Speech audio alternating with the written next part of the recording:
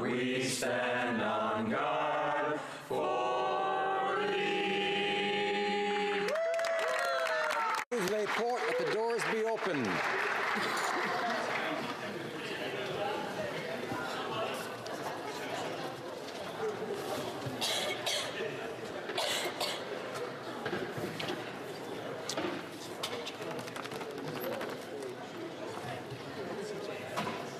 Order. Alors, statements by members. Déclaration de député. The Honourable Member for Eglinton Lawrence. Thank you, Mr. Speaker. On this solemn day of Yom HaShoah, we remember the 6 million Jews who were murdered in the Holocaust. It is a fitting and sobering occasion to acknowledge the B'nai B'rith annual audit on anti-Semitism, which reported over 2,000 incidents involving anti-Semitism were committed in 2018, the highest they've been in decades. L'antisémitisme était répandu et visible. Anti-Semitism is widespread and visible. There have been attacks and violent attacks worldwide in synagogues, in markets, and in stores. And San Diego, where victims were targeted solely because they were Jewish, are absolutely reprehensible. We grieve for the victims and their families. And in Canada, we are not immune. We see the world's oldest hate take many forms in bullying, in harassment, in violence, online, and in our communities. It must stop. I commend B'nai B'rith for their work.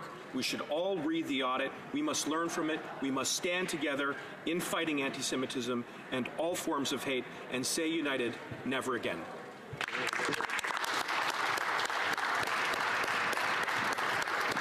The Honourable Member for Edmonton Griesbach.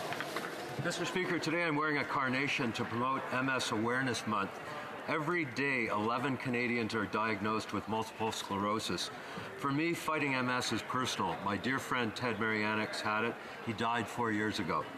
Ted was special. He used a scooter to get around, but he was constantly at my side on my political campaigns.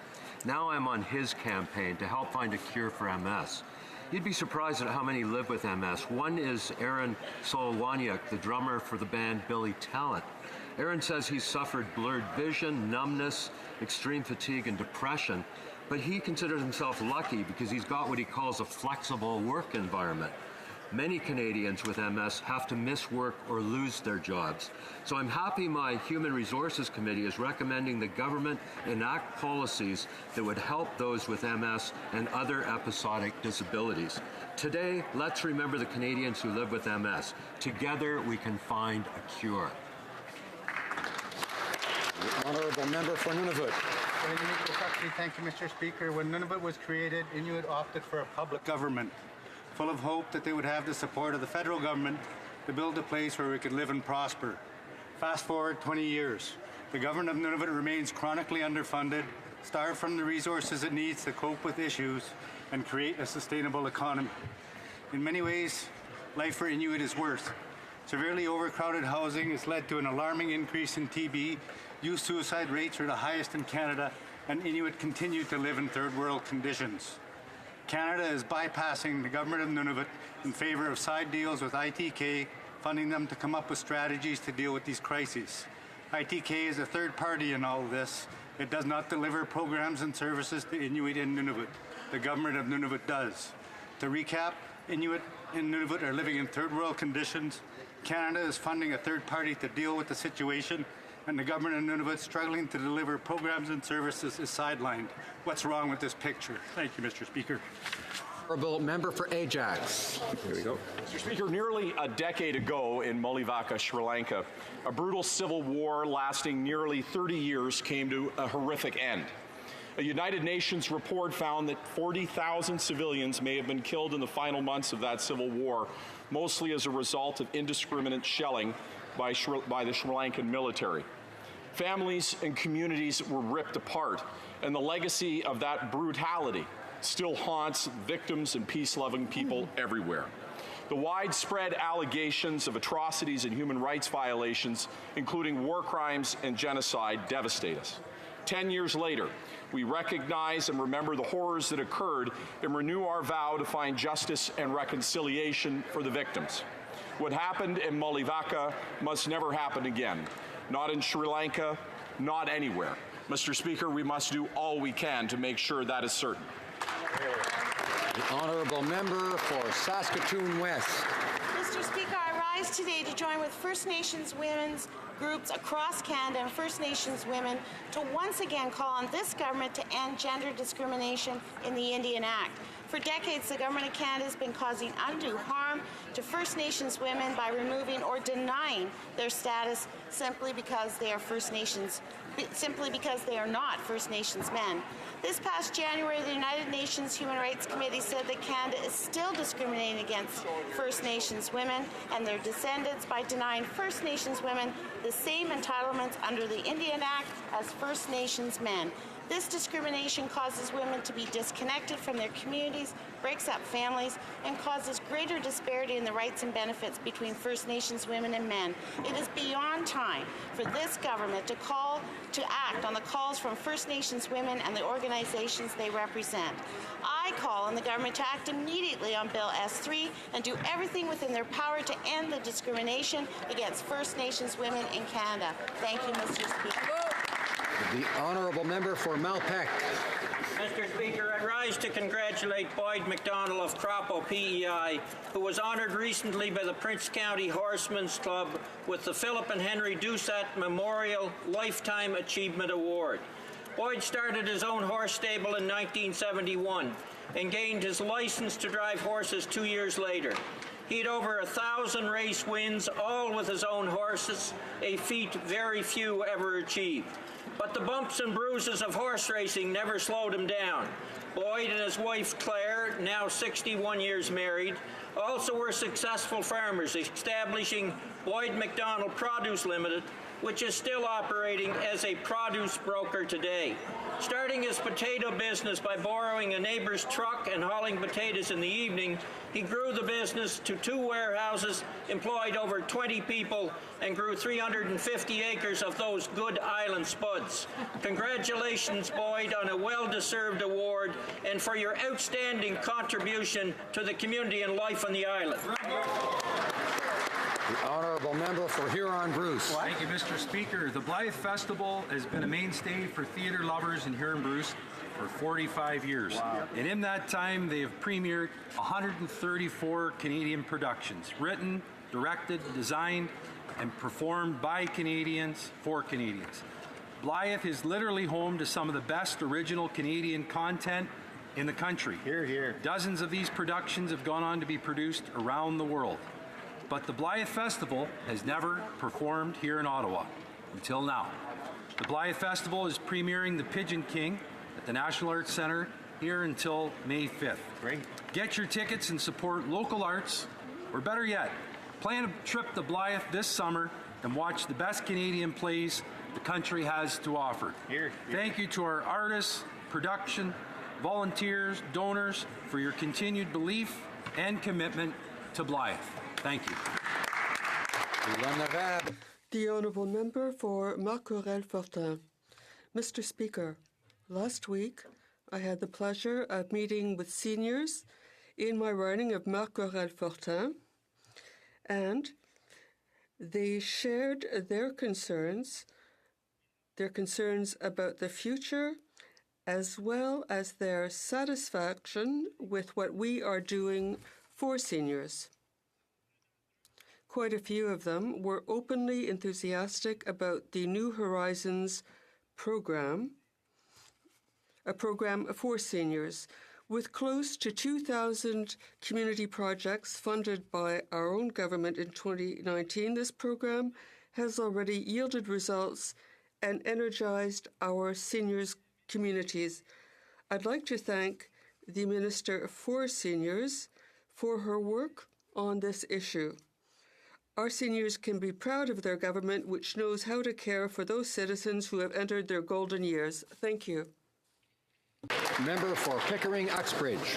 Mr. Speaker, on International Women's Day, I asked members of our community to nominate outstanding women to be honored at my first annual Pink Tea, inspired by the famous 5 Pink Tea parties.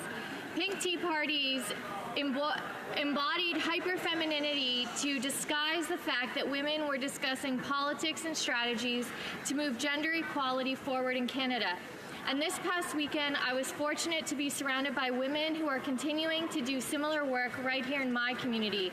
From a 15-year-old CEO to a human trafficking survivor, now advocate, to the first female mayor of Uxbridge and chair of Durham Region, these women and their stories are inspiring not only myself and our community, but Canadians across this country.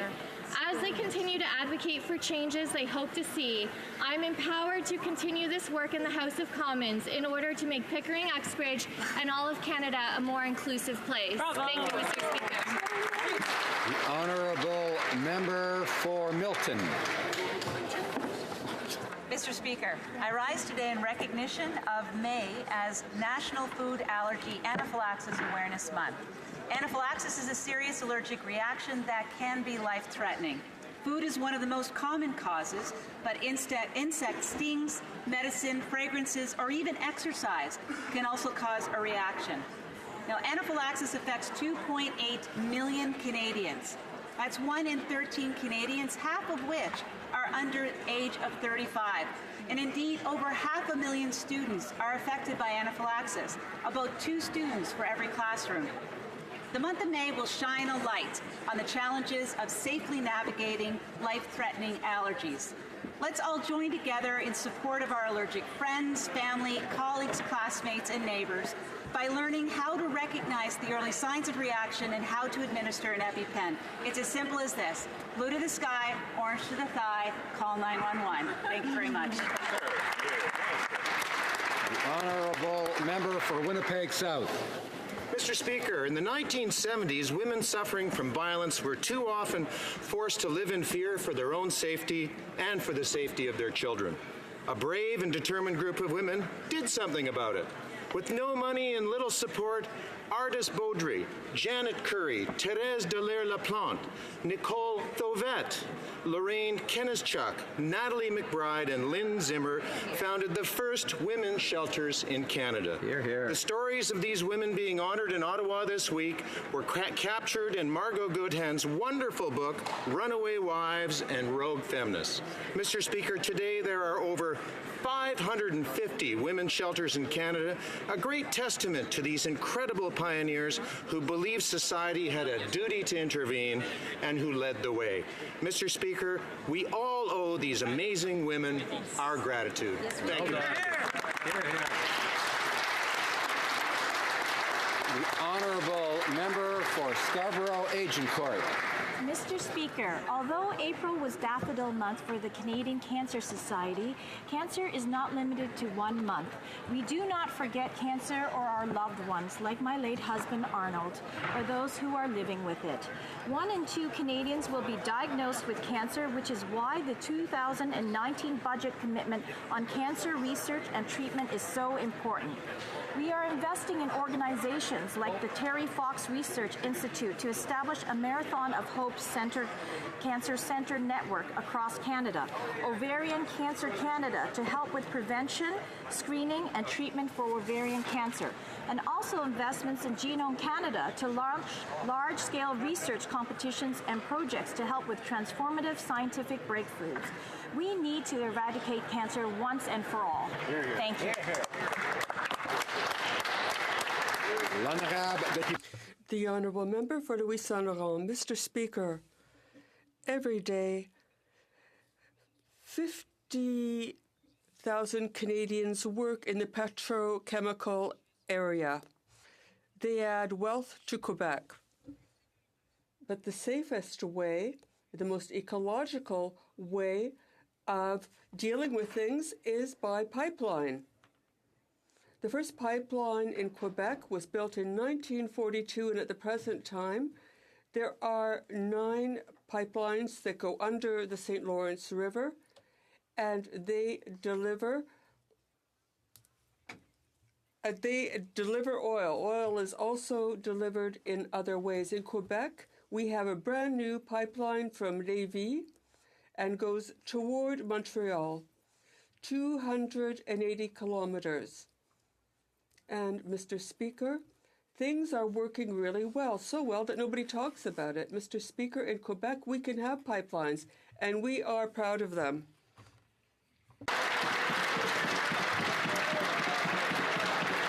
Honourable Member for Charleswood, St. James, Assiniboia, Headingley. Mr. Speaker, today marks the beginning of Motorcycle Safety Awareness Month. As a motorcyclist, I regularly ride my Triumph Bonneville down Portage Avenue and take part in the Ride for Dad, an event in support of prostate cancer research. However, as an emergency room physician, I am also familiar with the tragedies that come with motorcycle collisions. Many of these collisions can be prevented, and we can all help. This month, we're reminded of how we can do our part in helping the 7,000 Canadian motorcycle riders safe. I'm proud our government is committed to taking steps to ensure all Canadian road users always ride safe, but we must always do our part. Let's take time to remember to encourage riders to wear the proper protective gear, and for motorcycle riders and automobile drivers to always look twice and to check blind spots before switching lanes. I want to thank the organizations that advocate for road safety every day, like the Motorcyclist Confederation of Canada. Through advocacy around Motorcycle Safety Awareness Month, we're reminded this month and every month to ride safe. The Honourable Member for Vancouver Kingsway. Mr. Speaker, on behalf of Canada's New Democrats, I'm honoured to rise today to recognize May as Multiple Sclerosis Awareness Month. Canada has one of the highest rates of MS in the world. On average, 11 Canadians are diagnosed every day. When a person receives an MS diagnosis, there is immediate impact on all who love them. Indeed, Mr. Speaker, my own family has known the devastating impact of multiple sclerosis. Canada must do more to improve the quality of life for people living with MS and ultimately find a cure. We must ensure that all patients receive affordable access to treatment, housing that meets their needs, comprehensive home care, and age-appropriate long-term care.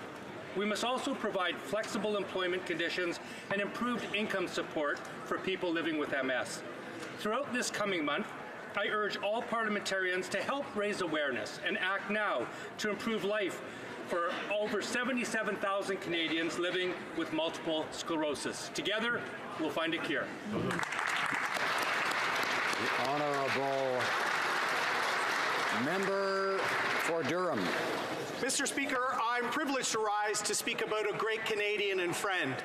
After a couple of years working for our intelligence service, Kimberly Fawcett joined the Canadian Armed Forces and gave 23 years of uniformed service to Canada. She was a combat engineer that had 2 tours in Afghanistan. In 2008, her second tour made her the first Canadian with a prosthetic female to deploy to Afghanistan to the combat zone. Tragically, in 2006, she'd lost her leg and her infant son in a horrific accident while she was executing her family care plan as part of a military family. This unspeakable loss did not stop Kim, Mr. Speaker. She gave another decade of service to the Canadian Armed Forces and became an inspiring, award-winning para-triathlete. Kim is now going to serve again, Mr. Speaker. After 3 years of being ignored by this Liberal government, she is stepping forth to be the Conservative candidate in Scarborough Southwest. Let's go, Kim!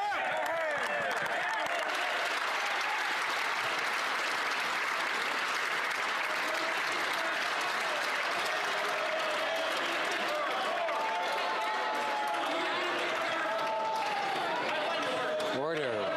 Order. The Honourable Member for King Vaughan. Thank you, Mr. Speaker. Today begins Asian Heritage Month in Canada.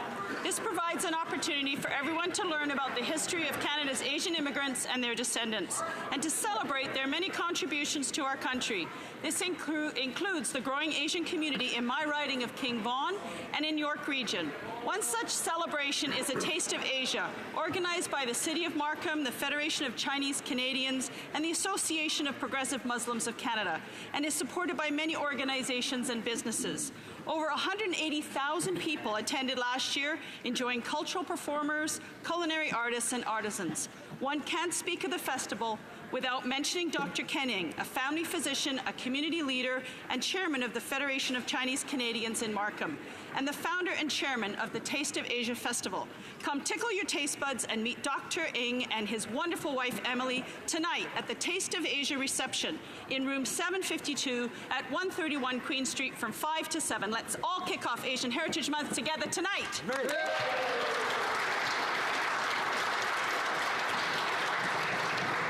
Oral questions, questions orales, the Honourable Leader of the Opposition.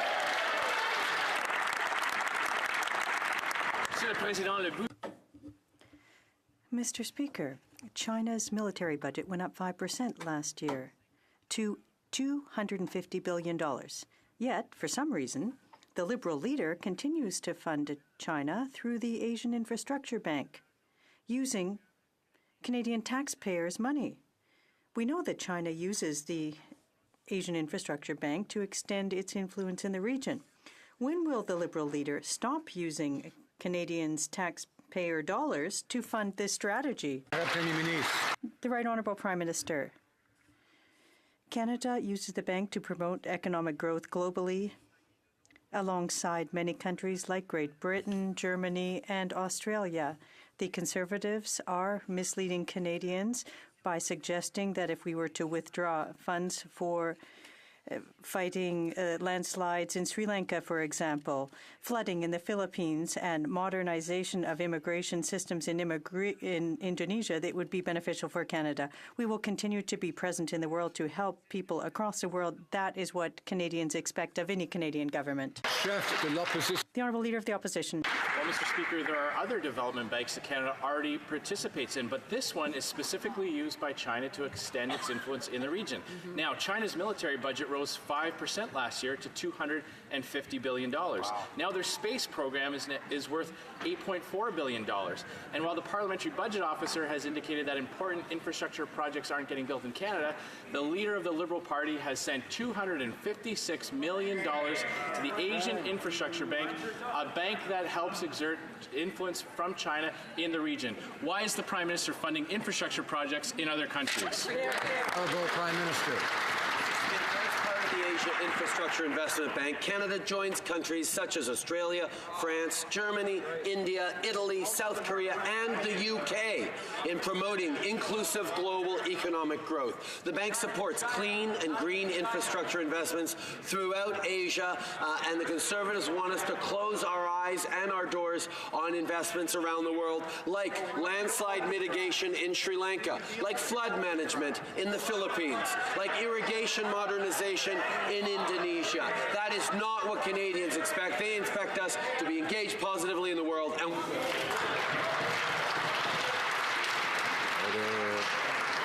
the Honourable Leader of the Opposition. This leader of the Liberal Party continues to exert such weakness around the world. The government of China is holding 2 Canadian nationals unlawfully. They have blocked Canadian exports, and this Prime Minister has done absolutely nothing to stand up for Canada. Now, he could show the government in China that there are consequences for pushing Canada around by pulling the funding from the Chinese-run Asian Infrastructure Bank. Will he do so, yes or no? Right Honourable Prime Minister. Mr. Speaker, this government has and will continue to consistently stand up for Canadians at home and all around the world. That's why we were proud to announce that we are standing up for canola farmers this morning by moving forward with the maximum loan limit increased to $1 million for all farmers, and indeed for canola farmers, an interest-free loan increased to $500,000. On top of that, we stand up every day for the Canadians who are unjustly and arbitrarily detained in China. We know that engaging strongly and forcefully around the world is the way we're going. Order. The Honourable Leader of the Opposition. That's not exactly sending a strong message to China that the only response that this Prime Minister is capable of finding is something that Conservatives asked for days ago. But he could show the government of China that there are consequences for detaining Canadian nationals. should also be able to hear the questions. Order. Order. The Honourable Leader of the Opposition has the floor. Why would Canadians expect this Prime Minister to stand up for the interests of China? And why would we expect the government of China to take this Prime Minister seriously after showing such weakness on the world stage, after backing down to Donald Trump time and time again, after clowning around in India and angering our trade partners? Why won't this Prime Minister stand up for Canadian interests when it comes to the government of China? The Right Honourable Prime Minister. Mr. Speaker, let's talk about the facts. The Conservatives wanted us to capitulate to the Americans on NAFTA, and we got the right deal for Canadians. We were the ones able to close the deal on CETA that they had dead in the water, on the CPTPP, where we fought and got a good deal for Canadians, and did that by holding strong. And the fact that they've been asking for days for us to do something on canola, well, we've been working on it for weeks, including with our partners out west, like Premier Scott Moe. We are going to continue to deliver for Canadians. We're going to continue to fight for Canadians.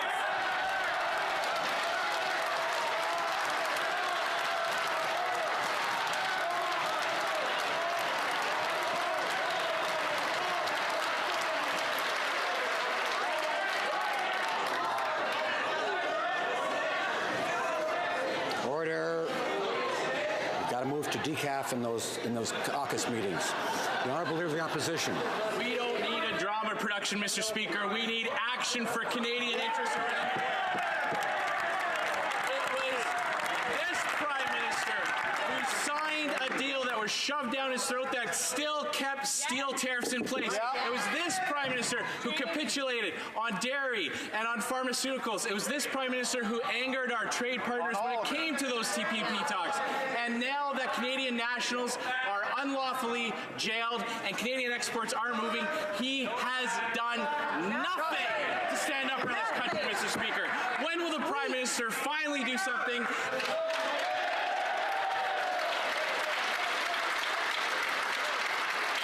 Right Honourable Prime Minister. Order. After 10 years of Conservative failures to get anything done to get reasonable growth for the economy, indeed, Stephen Harper and the Conservatives had the lowest growth record of any Prime Minister since R.B. Bennett in the depths of the Great Depression. We turned that around. We've created 900,000 new jobs across this country, the lowest unemployment in 40 years, and on international engagement and trade, we are now the only G7 country that has a free trade deal with every other G7 country. 2/3 of the global economy is accessed by Canada now because of the work that this government did.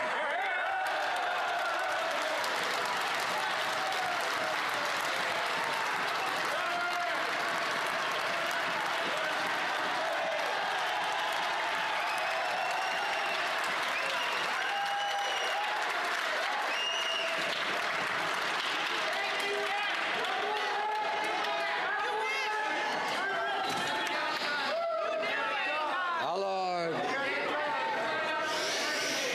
Must be Wednesday. Alors. Order. No, l'honorable. The Honourable Member for Saint-Hyacinthe-Bagotte. Mr. Speaker, 3 months ago, 40% of our fellow citizens were $200 away from declaring bankruptcy. The figure hit 48% last week. While half of people are having trouble making ends meet, the Liberal government continues to subsidize oil companies and to give millions in gifts to Loblaws. The Prime Minister is completely out of touch. We need a government that's on our side, not on the side of the richest in this world. When will the government finally get down to work and truly help people, removing them from these precarious situations? The Right Honourable Prime Minister. When we were elected, we cut taxes for the middle class and increased them for the wealthiest Canadians. We have also put in place a child benefit that is helping 9 families out of 10. It has lifted 300,000 children out of poverty. But the NDP voted against those 2 measures.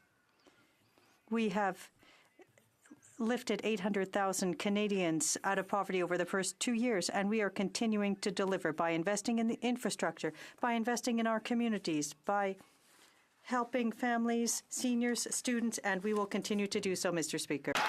The Honourable Member for Timmins, James Bay, order. This Prime Minister is showing a disturbing willingness to undermine the independence of the Canadian judiciary.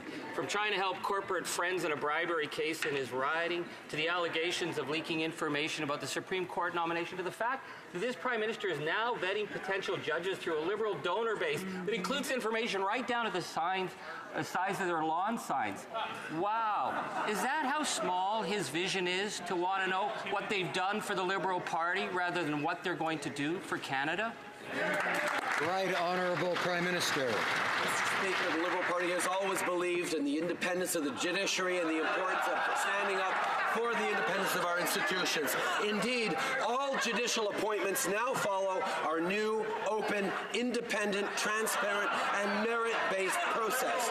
This process replaced the old, opaque system that was in place under the previous government. Political activity or donations have no impact on a person's candidacy or selection for a judicial appointment. Our government has appointed people that have donated or been involved with parties of all political stripes. Honourable Member for Timmins, James Bay. His new open list, it's more like the grotty old rum bottle politics on the Rideau for which the Liberals are infamous for. So speaking of broken promises, prior to the budget, the Prime Minister made two promises, one to Saskatchewan and one to Grassy Narrows. And in that budget, he broke that promise. And it took hundreds of children coming from the evacuation centers yesterday for this Prime Minister to even acknowledge the disastrous Saskatchewan flood. So cards on the table. What financial commitment will he make today to the people of Saskatchewan that they will finally be moved to the high ground? Right Honourable Prime Minister. We agree that 17 years of flooding in Saskatchewan is absolutely unacceptable. That's why the Minister met with the Chief yesterday to continue the work that we've been doing since 2016. Since 2016, we've been working in close partnership with Saskatchewan on their request to relocate to a higher ground. The community has identified the location they believe would be best to relocate to, and work is right now underway to build a new road, to secure the land, to design the new community, but always and every moment, Mr. Speaker, in partnership with the people of Saskatchewan. The Honourable Member for Saint-Hyacinthe-Bagot. Mr. Speaker, once again, the people of Saskatchewan have had to be evacuated because of flooding. That could have been avoided. The Liberals had promised to relocate them to higher ground. But 2 years later, it's still not been done. Yesterday, children and leaders from the community were here to remind the Liberals of that and to ask them to honour their commitments. So when will the Prime Minister finally keep the promise? The Right Honourable Prime Minister. Mr. Speaker, since 2016, we have committed to working in partnership with Saskatchewan on their relocation request for the community. The Minister met with the Chief yesterday. The community has identified the community they think it would be best to relocate to. Work is underway to build a new road, transfer the land, and design the new community. All of this in partnership with Saskatchewan. It's unacceptable that for the past 17 years they've had to be evacuated because of flooding. We will continue to work with them to resolve that. The Honourable Member for Richmond-Arthabaska. Mr. Speaker, on August 5th, 2016, we asked the Liberal Party and the Prime Minister for information on the $110,000 in illegal donations they received. What did the Liberals do? Well, as they usually do, they refused to give the information. The leader says that his government's transparent. Can he tell us then, can this Liberal leader tell us if there was any communication between his office employees and people at Election Canada on the subject of these illegal donations? Yes or no? The Right Honourable Prime Minister. The inappropriate donations were paid to two parties 10 years ago. Under my leadership, we are transparent. We were the first party to proactively disclose members' budgets. We opened up the Board of Internal Economy.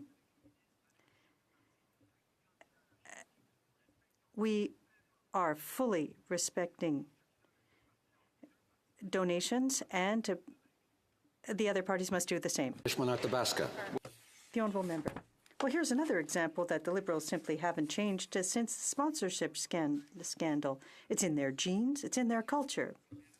This Liberal leader wasn't found in violation once, not twice, not 3 times, but 4 times in violation of sections of the ethics violations. And there's still an investigation underway.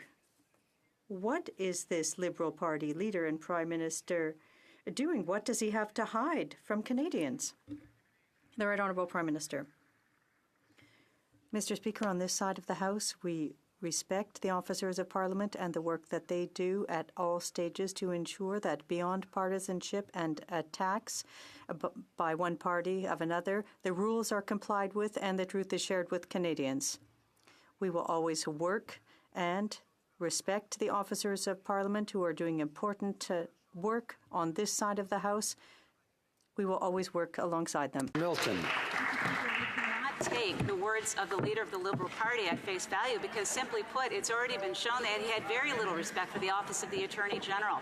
And now we're talking about the Elections Canada Commissioner. And here's the issue. There are 2 opportunities for the Liberal leader to tell us who is on the list. Once was August 5th, 2016, and one was most recently when the media asked him to provide the list and he refused to do so.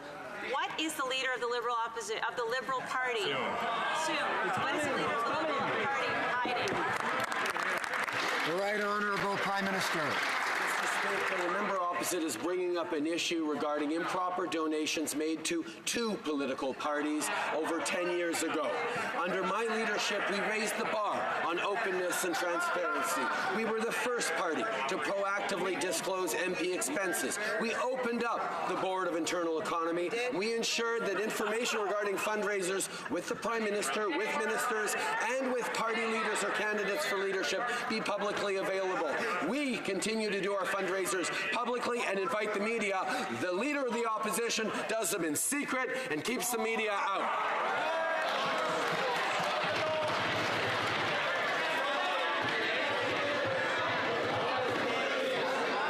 Order. The Honourable Member for Milton. Mr. Speaker, what we're talking about here is the fact that SNC-Lavalin, a dear friend of the leader of the Liberal Party, received a compliance agreement from Elections Canada for a scheme in which they legally donated $110,000 to the Liberal Party of Canada. We've asked why he did not disclose the names. I'd like to ask another question. Why on May 9th, 2016, did Matthew Bouchard meet with SNC-Lavalin? Was it about the compliance agreement with Elections Canada? Honourable Prime Minister. Mr. Speaker, Conservatives are bringing up an issue from 10 years ago before we made changes to the rules that we bring in a new level of openness and transparency to political fundraising that we have embraced, that the leader of the opposition, however, has not. We continue to hold our fundraisers in public, at public locations, and we invite the media to be part of them. The leader of the opposition continues to hold his fundraisers in secret, refuses to let the media in, and is continuing to have the kind of secrecy that we saw too much of during the Harper years. L'Honorable. Alors, order.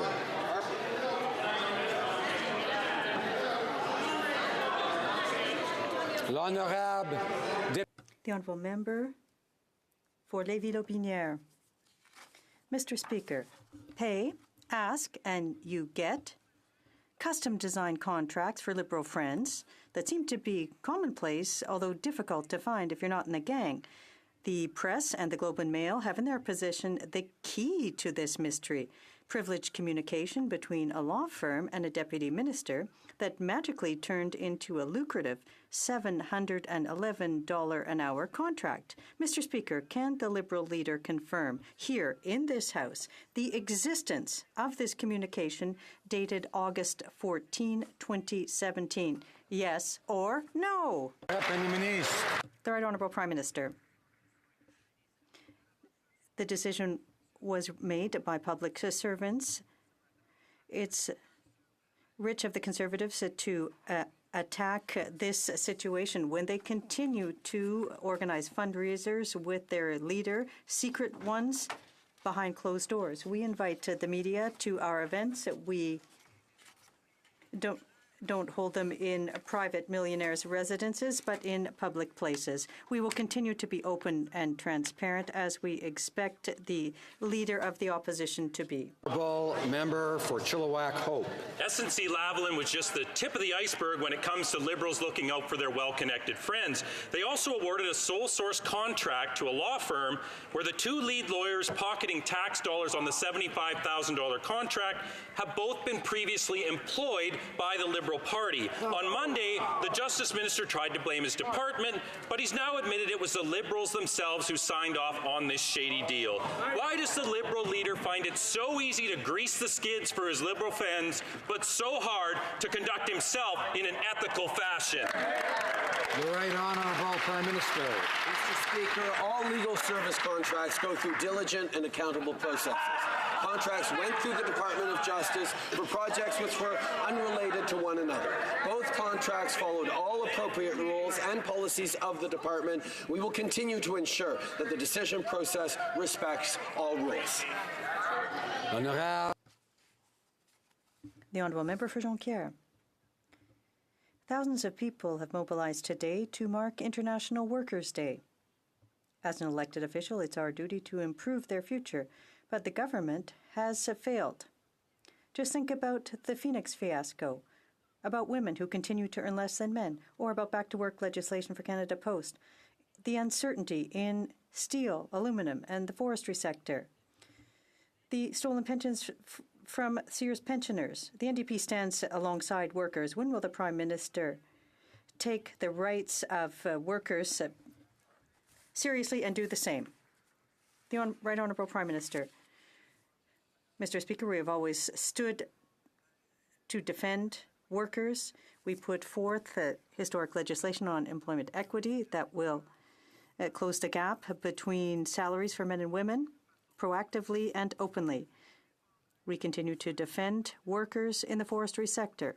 We are there for workers in the steel and aluminum sector. We have signed agreements, trade agreements internationally to help our workers that will create prosperity. We will continue to create jobs in Canada, as we've seen 900,000 created over the past years. Mr. Speaker, May Day is a day to celebrate working people, and yet today we hear one more example of how this government is prioritizing their billionaire friends instead. Not only did this government give money to Loblaws to buy fridges, it gave them privileged access in exchange for generous donations from lobbyists. The reality is that as the billionaire class thrives, workers in Canada are paying the price. A recent OECD report showed that the middle class in our country is shrinking.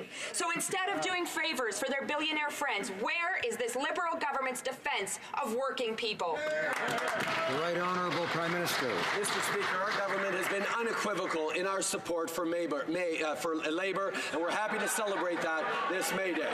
There is no question that since forming government, we passed C4 to eliminate the unfair 525 and 377 that Harper passed. We amended the Canada Labour Code to give federally regulated employees the right to flexible work arrangements and implement different leaves. We've strengthened occupational health and safety standards. We passed C65 to protect federally regulated employees from workplace harassment and violence. Mr. Speaker, we will continually stand up for Labour, stand up for workers across.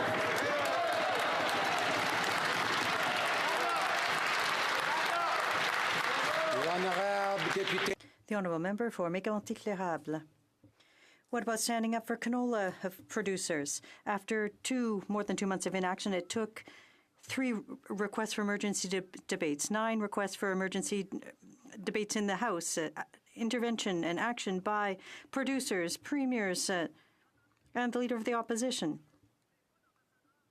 He heard the call for assistance, additional assistance for producers, but not for an ambassador or a complaint at the WTO. Instead of sending a mission to China, he's sending one to Japan. He's mixed up again. When is the Prime Minister going to do something to help canola producers? The Right Honourable Prime Minister. The Conservatives have been talking about this for a few days. We have been working on it for weeks. We stand alongside producers. We are resolving the issue. We have announced changes to the advanced payment program. We've increased the interest-free amount for loans to $500,000 and the maximum loan amount. We are seeking markets. We've announced a trade mission to Japan and South Korea, and with the trade agreements, companies will have privileged access to 1.5 billion new clients. We will continue. A member for Prince Albert. Mr. Speaker, today's 2 months too late announcement by Liberals show just how out of touch they are with farmers in rural Canada. We welcome any and all support for farmers, but a few tweaks to a government program isn't good enough. The canola crisis is a direct result of this Liberal leader's bungling of Canada's relationship with its second largest trading partner. Farmers need the issue resolved and market access restored. This Liberal leader created the problem. Where is the solution? That's a good question. The Right Honourable Prime Minister. Mr. Speaker, it troubles me to hear the Conservatives belittling what the Canola Council and the canola farmers have been asking for weeks. We were happy to deliver a $500,000 interest-free loan for canola farmers, just like they've been asking for. We are going to continue to stand up for our farmers the same way we're standing up for our farmers by giving them new access to new markets. With our signing of the CPTPP, of a renewed NAFTA, and of CETA, our producers have access to 2/3 of the global economy, and we are now the only G7 country with a free trade deal with every other G7 country.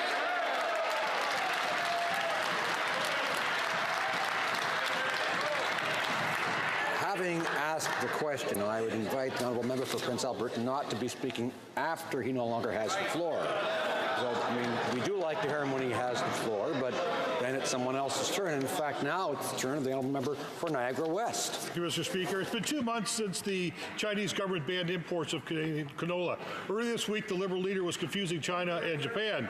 This morning, the Liberals announced their plan to resolve the deepening crisis and dispute with China. Get this, by sending a trade mission to Japan. You can't make this stuff up. When will the Liberal leader finally get serious and launch a trade complaint against China? Honourable Prime Minister. Mr. Speaker, we've been engaged in this issue with China since the very beginning. First with our concerns around 2 Canadians who were arbitrarily detained by Chinese authorities. Now with our concern that they're using flimsy phytosanitary excuses in regards to canola, which, as we all know, Canadian canola is the best and the cleanest in the world. We're going to continue to stand up for our farmers. We're going to continue to stand up for Canadians. We're going to continue to work with all our partners internationally to make sure that we resolve this situation. The Honourable Member for Durham. Mr. Speaker, there's a lot of hand-waving and lofty language from the Liberal leader today, but as 2 honourable former Liberals in that corner know, this Prime Minister is not always as advertised. His hand-picked Liberal ambassador to China resigned 3 months ago. Canadian citizens are paying the price for his inaction. Our exporters are paying the price for his inaction and incompetence.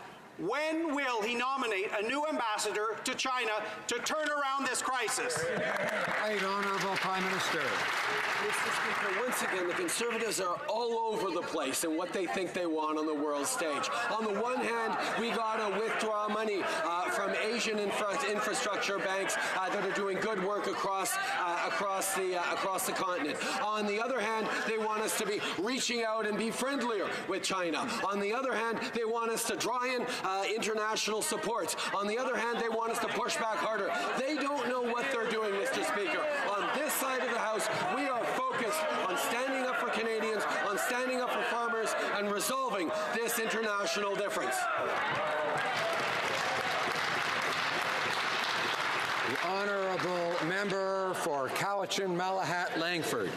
Mr. Speaker, the West Coast suffered through a decade of Conservative mismanagement of Pacific wild salmon, including cuts to TFO and gutting habitat protection. And now we have a Liberal government that spent billions of dollars on a leaky pipeline and will increase tanker traffic in our sensitive marine environment, putting salmon and whales at risk. Vancouver Island coastal communities have had enough. They want a bold recovery plan. Will the Prime Minister listen to them and coastal leaders like Chief Bob Chamberlain and protect wild salmon? Yes. Right, Honourable Prime Minister. Mr. Speaker, protection of wild stocks in BC is a priority for our government. With the province, we created the BC Salmon Restoration and Innovation Fund, contributing $100 million. We also endowed $5 million to the Pacific Salmon Endowment Fund. 15 of 16 southern BC Chinook runs are endangered, threatened, or of special concern. We understand the concerns of fishing and tourism industries, but these closures will be crucial in helping the recovery of these stocks. We know that putting the interests of salmon first is putting the interests of British Columbians first. The Honourable Member for Trois-Rivières. Mr. Speaker, last week the Minister of Transport reassured Jason Kenney that getting a pipeline built was the government's #1 priority. On Monday, he reassured flood victims by tweeting, and I quote, "The cost of inaction is huge and the science is clear. We need to act now."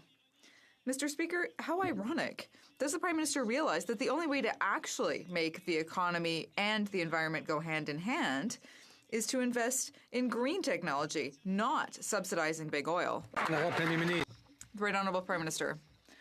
Mr. Speaker, once again, the NDP doesn't understand that the economy and the environment go hand in hand.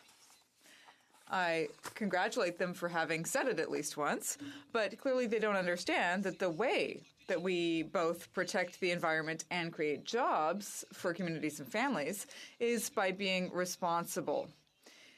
Yes, we will ensure that our exports are done safely to countries other than the U.S., but we will also put a price on pollution. We will also invest in green energy. We will also do what we need to do. Member for Calgary Centre. Mr. Speaker, it's a busy time for farmers and their families across our country as they start spring seeding. We know farmers are looking for more certainty and security as we work to maintain full access to China and create new opportunities for them to grow their business. Can the Prime Minister tell us what our government will do for canola producers to help them through this challenging time? Honourable Prime Minister. Thank the member for Calgary Centre for his hard work and his advocacy for all Albertans. Working closely with the grain sector, exporters and provinces will secure an unrestricted market access for Canada's world-class canola. We're ensuring farmers have the security they need leading into this year's season. Today, we announced we will support farmers with changes to the advanced payment program. We're increasing the maximum loan limit for all farmers to $1 million from $400,000, and for canola farmers, we are increasing the interest-free portion to $500,000 from $100,000. We're working around the clock, and Canada's farmers should know that we have their backs. The Honourable Member for Lakeland. Mr. Speaker, since the Trans Mountain expansion was proposed, the private sector has built 35,000 kilometers of new oil pipelines in the United States. Meanwhile, these Liberals spent $250 million Canadian tax dollars to build pipelines in Asia. And when they spent $4.5 billion on the Trans Mountain pipeline, they said they would build the expansion immediately. But not a single inch of new pipeline is in service in Canada under these Liberals. So the Liberal leader needs to tell Canadians, when will the Trans Mountain expansion be built? Right Honourable Prime Minister. See, Mr. Speaker, the Conservatives don't really understand that for 10 years they couldn't get it done for a very simple reason. They refused to listen to environmental concerns from communities. They refused to partner with Indigenous peoples. That has hurt our oil industry. It has hurt energy projects across this country. That's why when we got elected, we committed to work in partnership with Indigenous peoples, to work to protect our environment at the same time. And that is exactly what we're doing. As we move forward with energy projects in the right way, that is what Canadians expect. The Honourable Member for Louis Saint-Laurent. Mr. Speaker, in the Conservative Party, we're in support of foreign investment, but only when it makes sense. Now, the Liberal government decided that for the next 5 years, they're going to invest $256 million of taxpayer money to a Chinese infrastructure investment bank. Now, Mr. Speaker, do we need to remind the government that China has decided to boycott Canadian canola and that they've shown absolute contempt for the rights of Canadians detained over there? Now, the Liberal leader seems to admire a certain country, China.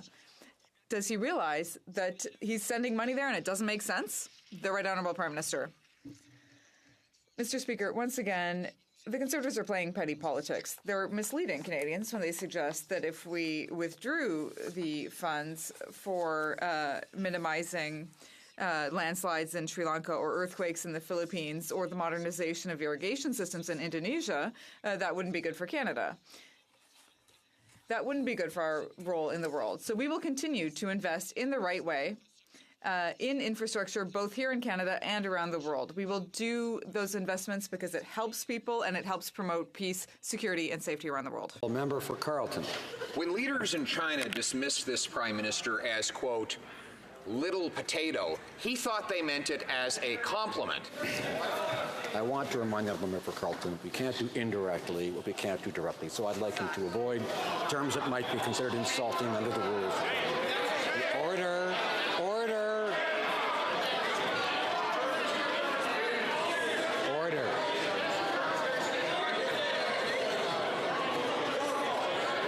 Order. Shall we continue or not? Order. The honourable member for Carleton. So the Prime Minister reciprocated by giving $250 million Canadian tax dollars to the China-controlled Asian Infrastructure Bank, a bank designed to build pipelines, roads, and bridges in China, the same country that is punishing our farmers and imprisoning our citizens. Will the Prime Minister show even a modicum of respect for Canadian taxpayers and cancel that wasteful expenditure of our tax dollars? Honourable Prime Minister. Mr. Speaker, what the member opposite is saying is simply not true. The Asian Infrastructure Bank is actually designed to support clean and green infrastructure investments throughout Asia, including in some of the world's most underdeveloped countries, including things like landslide mitigation in Sri Lanka, flood management in the Philippines, irrigation modernization in Indonesia. Canada has a role to play on the world stage, including with our world-class infrastructure know-how as we build here in Canada and around the world. We will continue to do that. And that the Conservatives continue to mislead Canadians is really unfortunate. The honourable member for Carleton.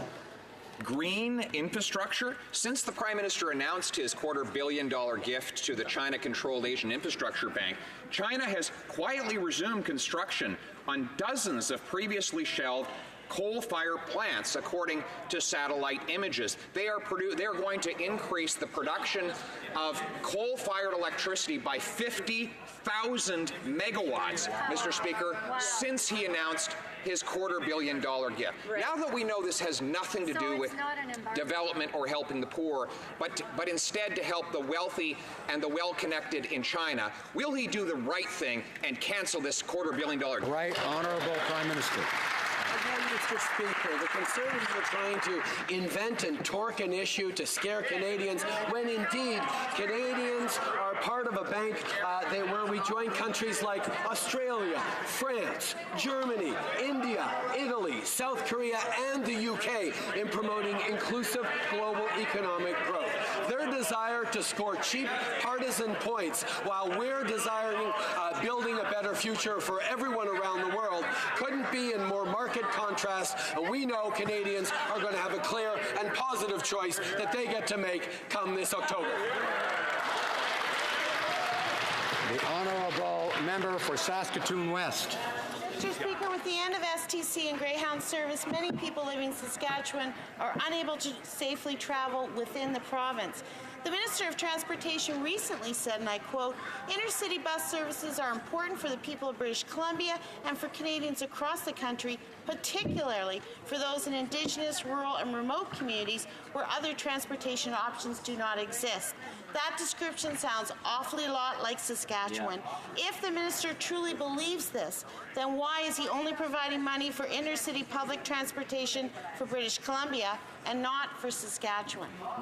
Right Honourable Prime Minister. Mr. Speaker, once again, the federal government is willing to step up and support communities affected by the Greyhound bus service closure. We were happy to work with BC. We would encourage the member opposite to encourage the Saskatchewan government to partner with us as a federal government as we look to better support and serve Indigenous communities and remote communities right across the country, including in Saskatchewan. Honourable Member for South Okanagan, West Kootenay. Mr. Speaker, 1 year ago, the city of Grand Forks was inundated by floodwaters. Now, more than once, the Minister of Public Safety has stood in this House and assured Grand Forks that the federal government would, and I quote, always, in every case, be there. But on April 18th, the federal government told Grand Forks that their application for a National Disaster Mitigation Program grant had been turned down. Wow. The people of Grand Forks can't live through another devastating flood without adequate protection. So I ask the Prime Minister, why is this government refusing to help? Canadians affected by flooding this year and in past years, including Indigenous communities like Saskatchewan. First responders are working hard right across the country alongside neighbours and friends to work hard to keep people safe. We're doing everything we can to support the response effort throughout the affected areas of Canada. Canadians can rest assured that Canadian Armed Forces are ready to support and serve alongside our federal, provincial, and municipal partners who are working diligently in service of those citizens in need. We have $2 billion forward in the Disaster Assistance Program. We look forward to working with all communities on helping them out. I encourage our member for Edmonton West to speak when it's his turn to speak and not at other times. Even if he suggests he was trying to help, of course, there are other ways to do that. There are other ways to do that, of course. On the député de Charlebourg. The Honourable Member for Charlebourg, Haute-Saint-Charles. Mr. Speaker, the Liberals sold a ticket for a Liberal fundraiser to the president of a U.S. cannabis company, and then they had to refund the money because that's illegal. Apparently, the American company tweeted photos of Mr. Jenkins, the CEO of the company, and of the Liberal leader at this April 5th event. And in these photos, you can see them having a conversation. Can the Prime Minister tell us what was the nature of their conversation? The Right Honourable Prime Minister. Mr. Speaker, we have reformed the rules.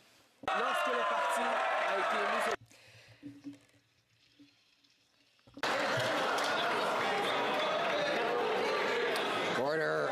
It's nice that the House seems to be in a good mood and celebrating something, but we need to hear the answer and we need to hear each other here. So let's try to stay calm for the rest of the question period. The Right Honourable Prime Minister has the floor. When the party was made aware of this issue, we refunded the money immediately. But more importantly, Mr. Speaker, they asked the question why, I would ask the question why the Leader of the Opposition continues to hold secret fundraisers. We have our fundraisers in public. We invite the media to participate in our fundraising events, but they continue to do this in secrecy, in private mansions, and in huge private houses. Honourable Member for Thornhill. Mr. Speaker, have you heard the one about the American marijuana magnate who strolled into a top-dollar Liberal fundraiser to schmooze the Liberal leader to hook up with the Innovation Minister to pitch a deal? Well, the punchline, his ticket was illegal, and a Liberal or lobbyist broke two laws selling those two tickets. Now, the Minister for Democratic Institution claims getting caught for this latest cash-for-grab jaw-dropper proves the Liberal fundraising law works. But, Mr. Speaker, isn't the law supposed to prevent the Liberals' habitually bad practices? Right Honourable Prime Minister. Mr. Speaker, when the Liberal Party became aware of the issue, we quickly returned the contributions in accordance with Elections Canada rules. But the question, Mr. Speaker, for the member opposite who is so concerned with ethics is why is his leader continuing to hold secret private fundraisers that do not invite the media, that are in big fancy private homes and are not open to Canadians? And while we're at it, Mr. Speaker, I'll take no lessons from the party that every single of the past 4 elections was guilty of breaking Elections Canada laws.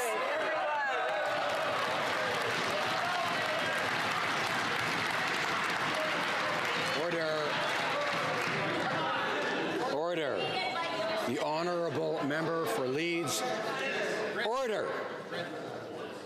The honourable member for Leeds, Grenville, Thousand Islands, and Rideau Lakes. Mr. Speaker, it's pretty rich to hear about ethics and accountability from these Liberals and that Liberal leader. Since taking office, the Liberal leader quickly established a pattern of scandal. Everyone knows about the Liberal leader's attempted interference in a criminal trial. Now it has come out that he is getting illegal donations from an American marijuana tycoon. Wow. Can the Liberal leader confirm if the RCMP has contacted him, his ministers, or staff regarding these or their many other scandals? Honourable Prime Minister. Mr. Speaker, when we became aware of the ineligible donation, we immediately refunded that donation. That is what Canadians expect with our Elections Canada laws. But it was quite disturbing yesterday to hear a Conservative MP attacking the neutrality of Elections Canada and our institutions in which all Canadians need to hold support. Instead of attacking Elections Canada, Conservatives should simply stop breaking election laws during every single one of the past 4 elections. The honourable member for Miramichi Grand Lake. Mr. Speaker, as everyone is aware, flooding has greatly affected many communities from Ontario, Quebec, and in my own province of New Brunswick, including my riding of Miramichi Grand Lake, where last year's crest was the highest on record, and we have surpassed that mark. Notre gouvernement a réagi rapidement. Our government responded quickly to provincial requests for help by deploying the armed forces and other resources. Many Canadians are aware of the devastating consequences of climate change. So, can the Prime Minister tell us how our government plans to protect our communities in the long term? Thank you. The Right Honourable Prime Minister. I want to thank the member from Miramichi Grand Lake for his question and for his hard work with his constituents. Our thoughts are with everyone affected by the flooding. We want to thank the first responders, members of the armed forces, and most of all, the volunteers who are working tirelessly to save their neighbors' houses. With climate change, we will see an increasing number of extreme climate events. We are helping communities following these events. Budget 2019 includes $2 billion to help communities better manage the risks associated with natural disasters like flooding. Honourable member for Calgary Nose Hill. Every single week since the SNC-Lavalin scandal broke, the opposition has asked the Liberal leader whether or not the RCMP have contacted him, any of his ministers or staff with regard to the SNC-Lavalin scandal. But today, when we asked the question, he skirted the answer. He did not answer. So I'm going to ask him very directly, has the RCMP contacted either the Liberal leader, any of his ministers, his senior staff, or party leadership with regard to the SNC-Lavalin scandal? Yes or no? Honourable Prime Minister. No. Deputy.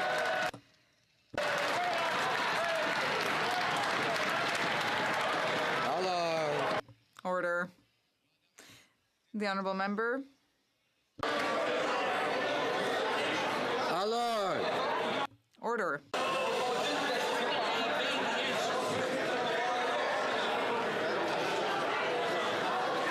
Allard. The honourable member for Chilliwack Hope will come to order. On the The honourable member for Rimouski-Neige-Témiscouata-Basque.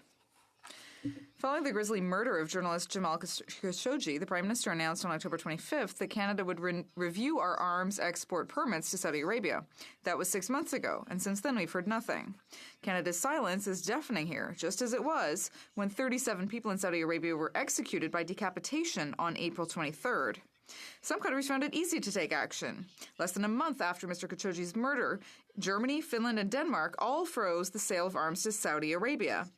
What's taking so long? Will the Prime Minister finally act on his promises and suspend the sale of arms to Saudi Arabia? The Right Honourable Prime Minister. Mr. Speaker, we will always stand up to defend human rights around the world. And we did condemn the executions in Saudi Arabia.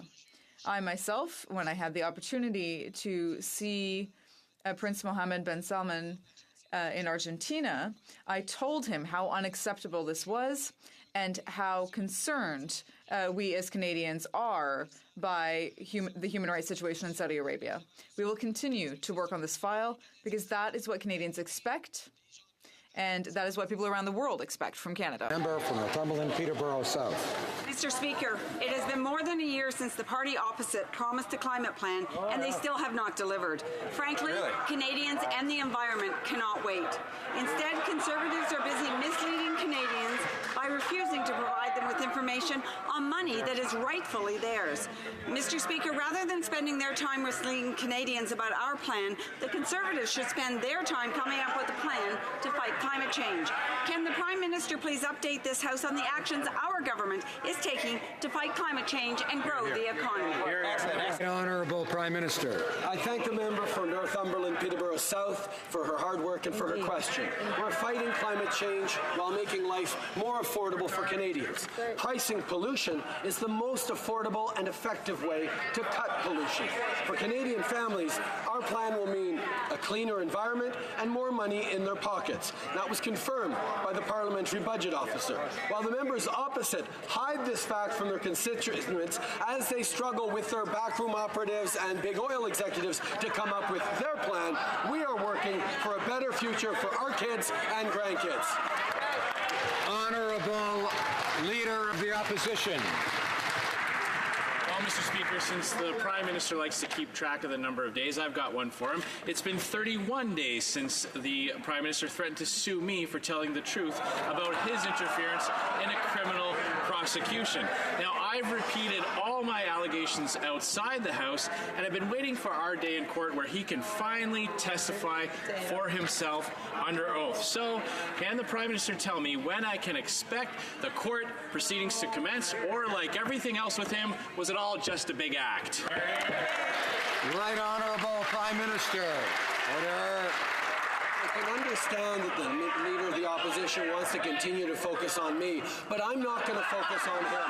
I'm going to stay focused on Canadians. I'm going to tell them the truth about what we are doing, which includes lowering taxes for the middle class, raising them on the wealthiest 1%, investing in infrastructure right across the country, and continuing to demonstrate that Order. There's far too much noise, and I've heard very many times today from many members, especially member for, in particular, one of them would be the member for Selkirk-Interlake Eastman, who we all love to hear from when he has the floor. So I would encourage all members to wait till they have the floor before they speak. The Right Honourable Prime Minister, I think they could talk to their whip about that, or their House Leader perhaps, but the Right Honourable Prime Minister has the floor.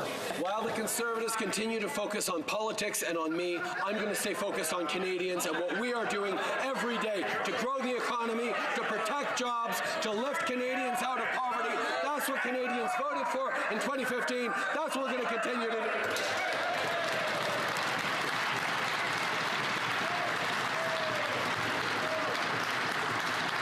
Member for Nunavut. Thank you, Mr. Speaker. My questions for the Prime Minister. Recently, the government generously funded ITK to tackle critical issues facing Inuit in Canada, like housing and health care. The problem is, the majority of Canada's Inuit live in Nunavut. The government of Nunavut has been cut out of the strategic planning and cut off from the funding. The government of Nunavut is responsible for the delivery of programs and services, not ITK, so this makes no sense whatsoever. Why has this Prime Minister failed to deal directly with the government of Nunavut to ensure it has the resources to tackle these issues? Thank you, Mr. President. Honourable Prime Minister. Mr. Speaker, I'm always very pleased to talk to Premier Savikatak, to work with his government, but at the same time I will make no apologies for a distinctions-based approach to reconciliation that treats Indigenous communities, Indigenous nations as full partners. And indeed, as we move forward on a true Crown Indigenous partnerships, the work we're doing directly with the ITK comes to complement the important work done by the territorial government. We believe in creating more partnerships, not fewer. We will continue to fight for a better outcome for Indigenous people right across this country.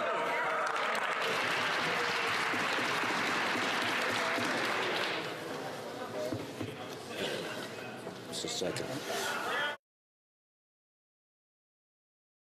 Honourable Opposition House Leader is rising on a point of order.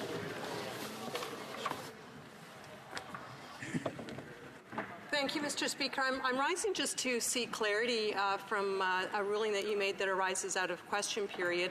My colleague, the member from Carleton, rose and he repeated what actually it was the Minister of Foreign Affairs had communicated a while ago. What, according to what she said, the Chinese government had what she called a term of endearment and fondness. It's a point of order for the Prime Minister, calling him little potato.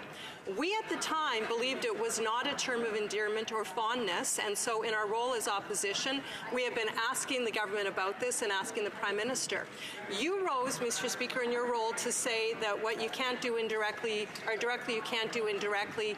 Namely, I am assuming you mean insulting the Prime Minister by calling him little potatoes. So I would like some clarity.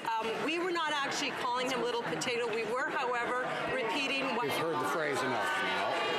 I think we've heard order, order, order, order, order, order. Members